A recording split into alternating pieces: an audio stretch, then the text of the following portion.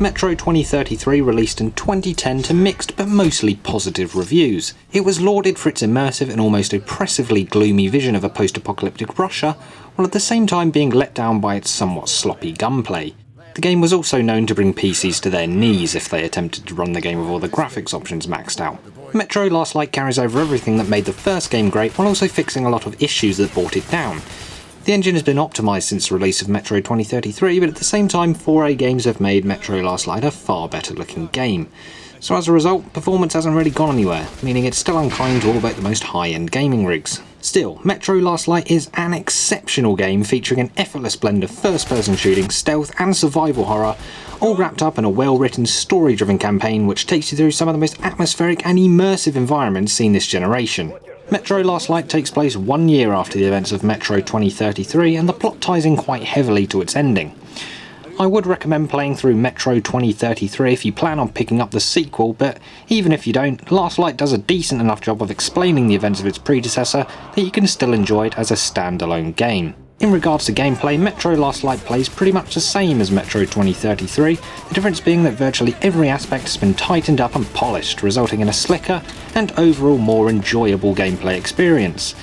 The gunplay feels a lot tighter and responsive, and players can now execute context-sensitive melee kills, which makes skulking through the shadows and quietly offing bad guys a lot of fun.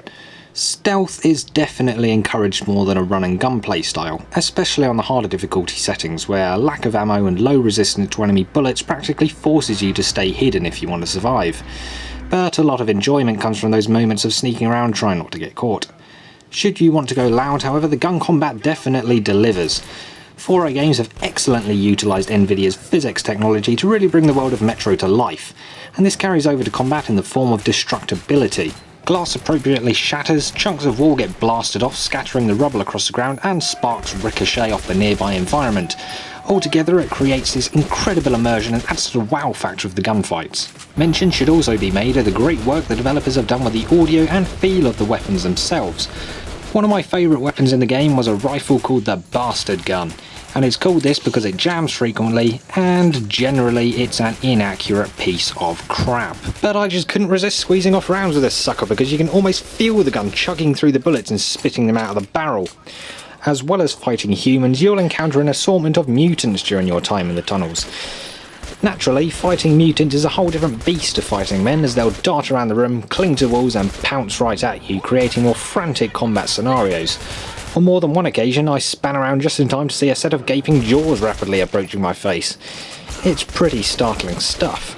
Outside of combat, the game is fairly linear, but occasionally offers you some 5-minute distractions from the main path. You might hear some people getting up to no good, for example, so you'll go and investigate and end up in a gunfight that's totally avoidable if you just ignored it.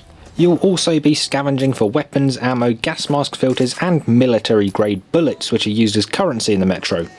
You can buy weapons and attachments such as silencers and optics with the bullets, but they can also be loaded into your primary weapon as a more powerful ammunition should you run out of standard bullets. On the higher difficulties, resources become more scarce, so a greater emphasis is placed on making every shot count. Or you might find you have no choice but to sling cash at the enemy. In terms of story, Metro Last Light does a good job in this department. I don't want to spoil anything, but it's dark, and some grim shit happens within the confines of the Metro, but it never feels gratuitous or forced, and the themes of parenthood and regret lend a sense of maturity to the resulting narrative. Cinematics usually integrate seamlessly with the gameplay, giving a nice flow to the overall proceedings. Loading screens between chapters do break up the game a bit, but they're not too much of an immersion killer. The loading times are pretty short, and our main character Artyom will give you a recap of the story so far, or remind you of your current goal. As far as visuals go, Metro Last Light is an absolute stunner, boasting impressive lighting, fantastic particle effects and high detailed textures. It does come at a cost though, as this is a demanding game. I was playing on an i7-3930K CPU and a GTX 560 Ti, and I would only reach 60 frames once I bumped down a notch from very high to just high settings. I know my graphics card is getting on a bit now, but I would have hoped that the game was a little more optimised. But the frame rate can fluctuate rather dramatically during play, so even though I might be running at a steady 60 frames in one scene, I might drop down to 30 or even 20 frames a second during some of the more hectic scenes.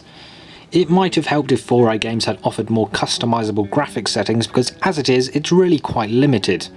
You have a few presets to choose from, and from there you can tweak tessellation, SSAA, texture filtering, motion blur, VSync and advanced physics. Being able to adjust shadow quality, model detail and texture resolution, for example, would have been welcome additions. Still, at the settings I was running at, I had a great balance between playable frame rates and eye-watering visuals. And I can't ask for much more than that, really. So then, while Metro Last Light doesn't quite reach the same lofty heights as, say, Half-Life 2 or Bioshock Infinite, there's no denying it had a bloody good go. When all is said and done, Metro Last Light is a fantastic game, and considering the budget is a massive achievement for the talented folks over at 4A Games. I urge you to play this game, especially so if you're into narrative-driven shooters, and you can do so by purchasing the game at our shop at gamingdragons.com. If you simply do the job you were trained to do, we'll win this battle! Sparta! To battle! Sparta!